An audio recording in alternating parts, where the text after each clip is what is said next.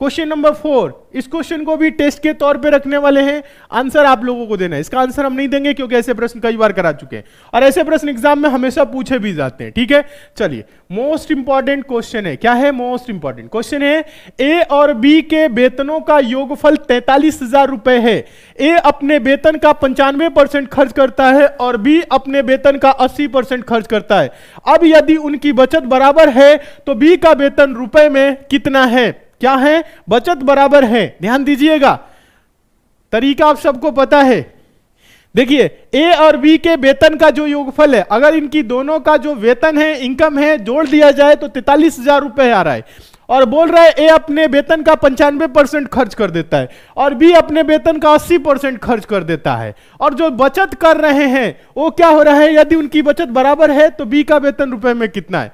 आसान सा क्वेश्चन है, आंसर दे सकते हैं। बचत बराबर है, ये चीज आपको बता दे रहे हैं, बस इतना पे आप सॉल्व कर सकते हैं। बहुत सारे स्टूडेंट आंसर दे रहे हैं, समझाते हैं।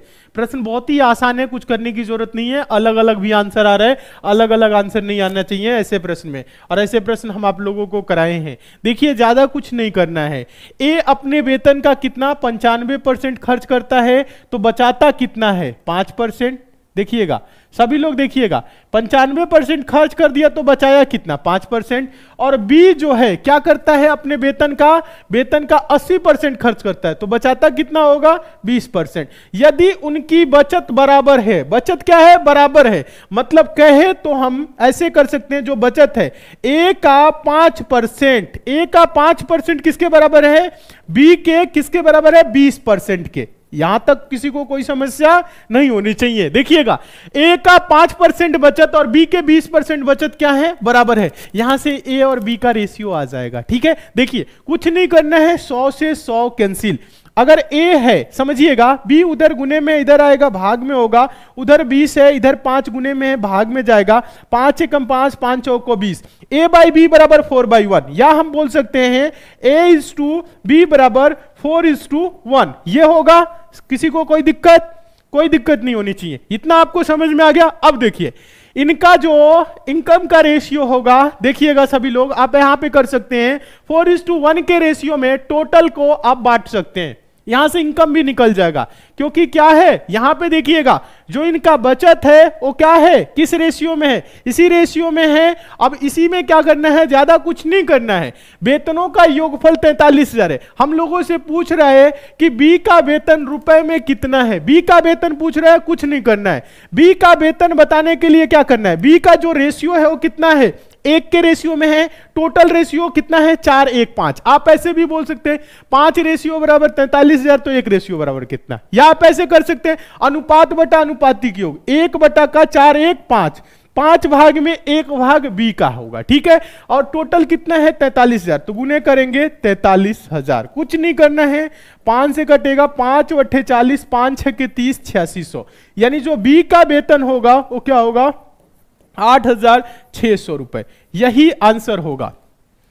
ऑप्शन नंबर क्या होगा? डी सही होगा। बताएं समझ में आया कि नहीं? जल्दी से कमेंट करके आप सभी स्टूडेंट बताएं समझ में आया कि नहीं। जितने स्टूडेंट आंसर दे रहे हैं ऑप्शन नंबर डी, आप सभी के सभी स्टूडेंट एकदम सही है। चलिए, कमेंट करके बताते रहे आप लोग। हाँ, बहुत अच्छे।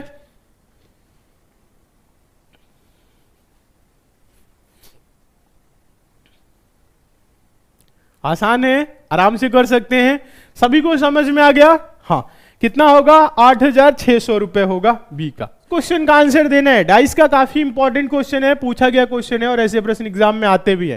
क्वेश्चन है, एक ही पासे की 2 भिन्न भिन्न स्थितियां को दर्शाया गया है।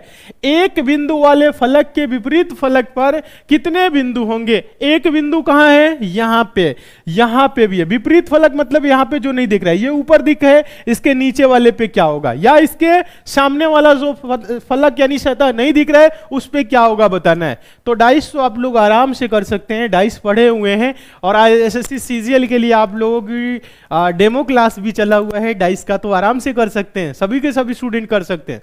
नहीं, कुछ करना ही नहीं है। बेसिक तरीका बताएं, लॉजिक बताएं। कुछ नहीं करना है। देखिए, दोनों में कॉमन क्या है? एक से क्या करेंगे? क्लॉकवाइज डायरेक्शन में जाएंगे। एक से क्या करेंगे? क्लॉकवाइज डायरेक्शन में जाएंगे। इस प्रकार से, फिर ऐसे, यानी कि एक के क्लॉकवाइज, ये एक लिख दे रहे हैं, बिंदी नहीं बना रहे।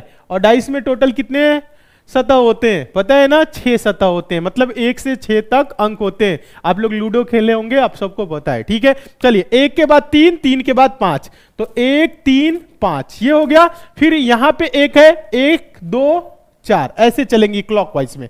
तो ये 1 के नीचे 1, ये 2 हो जाएगा, फिर 4 होगा। यानी 3 का विपरीत क्या होगा, 2, 5 का विपरीत 4, या 4 का विपरीत 5, 3 का विपरीत 2, 2 का विपरीत 3। अब कुछ स्टूडेंट सोच रहे होंगे 1 का 1, 1 का 1 नहीं, 1 से लेके टोटल 6 तक होते हैं, कौन सा अंक नहीं है। तो देखेंगे आप सभी स्टूडेंट, 2 3 4 5 है, 1 भी है, तो 1 का हो जाएगा 6, जो नहीं है। आराम से आंसर दे सकते हैं, आंसर हो जाएगा ऑप्शन नंबर ए, 6 हो जाएगा। जितने स्टूडेंट आंसर दे रहे हैं 1 6 2 3 4 5, बहुत अच्छे, 1 6 2 3 4 5 होगा, एकदम सही है। हाँ 6 आंसर होगा, ऑप्शन नंबर ए सही हो जाएगा। हाँ बहुत अच्छे, वेरी गुड। जितने भी स्टूडेंट आंसर दे रहे हैं ऑप्शन नंबर ए, सभी के सभी स्टूडेंट एकदम सही है।